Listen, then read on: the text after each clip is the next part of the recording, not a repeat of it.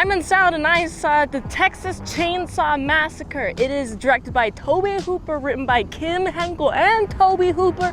And if you haven't seen this movie, I will spoil it for you. This movie starts with following a few kids. They're having a nice little road trip, and you know, they're just having a fun little time. You know, I've had fun little times on road trips. I'm actually currently on one right now.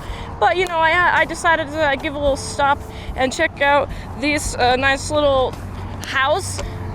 It's over yonder somewhere. I think I'm safe out here for now. But you know, it was a nice little house, just like these kids are doing. And what's interesting, they're going to their house actually. They haven't arrived at the house at this point. But what's interesting is the decision process to pick up a hitchhiker. And I'm like, never pick up a hitchhiker. You don't know what their agenda is. You don't know why they're hitchhiking.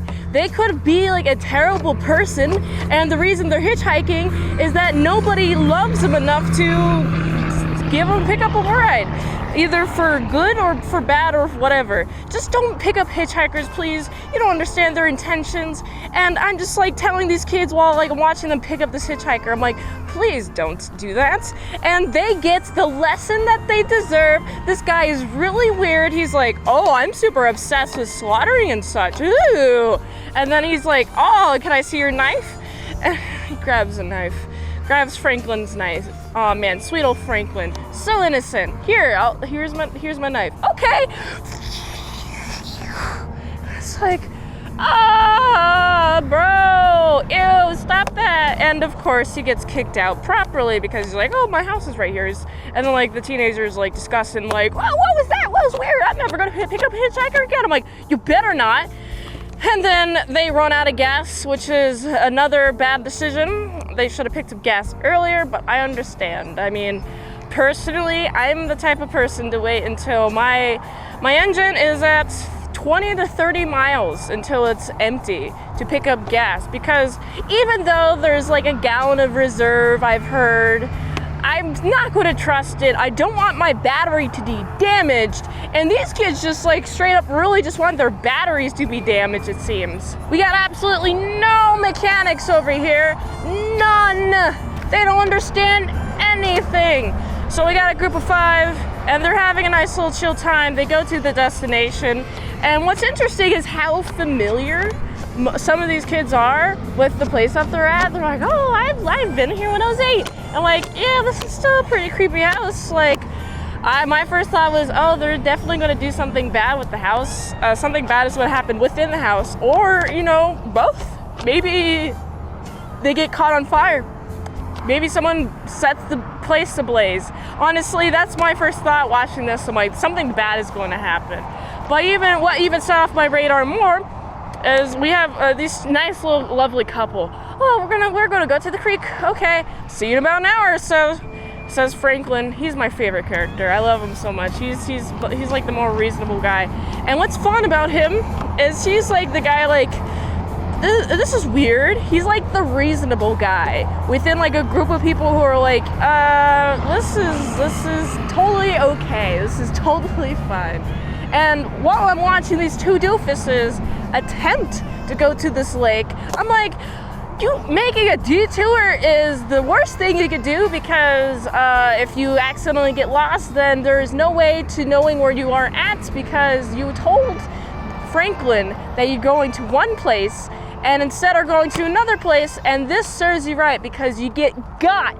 Oh wow, I'm gonna get lured into a place, all because nobody is answering the door, and instead of being a normal person and walking away, and when someone doesn't answer the door, oh, let me just open the door. Hello? And then let me just go further into the house. And I'm like, at this point, yeah, you deserve to get killed. You went into somebody's house without an invitation.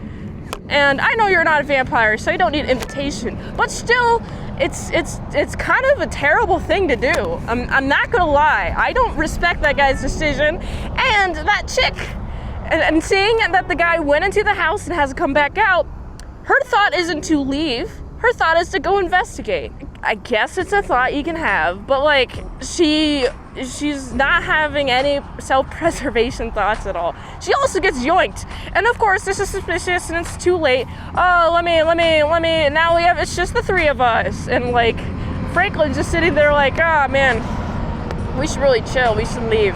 And everyone else is like, let's go search for him, and then let's split up, and then wow, one of the guys has got, and then we got another chick. Final chick, the final girl chick. Oh man, really? I'm sorry, I don't remember any of their names. I only remember Franklin because he is definitely my favorite character, but these characters are definitely big archetypes. We have them, two chicks, one's like ditzy, one's a little bit more smart. And then we have, I guess like Franklin would be the stoner guy in this group, but he's not. Then we have the driver, and then like a lovely boyfriend, I guess. I guess they don't really follow that many stereotypes, thinking about it. There's a surprising lack of stereotypes in this movie. Wow, that guy who split up, he didn't come back. He didn't come back to come talk to us about where the whereabouts of the friends are. Hey, let's leave. Oh wow, they took the keys. How stupid of them. There's no way they can leave.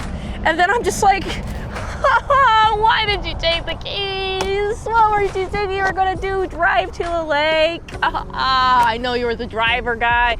So of course you would have the keys, but at least give the keys to somebody else, you freaking doofus. And I'm like, oh geez, okay. So they're going to go to the place, and the place is having all the murderous people.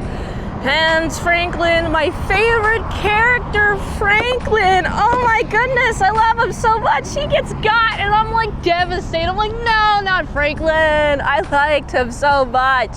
And then we have the final girl chick, who I initially was like, she's like a little bit of a doofus, a little bit of a good proper name for a female who is dumb. I don't know any. Do you? Please let me know in the comments below. But anyway, she's big final chick energy.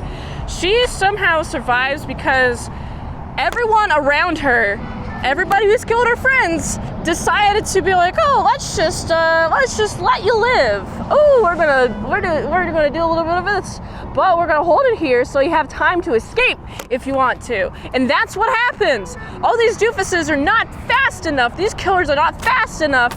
And I really do like the twist of like that guy. She's like running into that guy's shed, and the guy's being like super nice. And then it turns out that he's actually the ultra alpha Chad doing all this murder things. Well, he's not murdering. It seems like he's part of this family, and like the son is doing the big old murders, and like he's like the big old alpha Chad dad who's like, you gotta commit more murder, son, or else you won't get your $50 per month or something like that. I don't know what the incentive is, really. They're just kind of weird.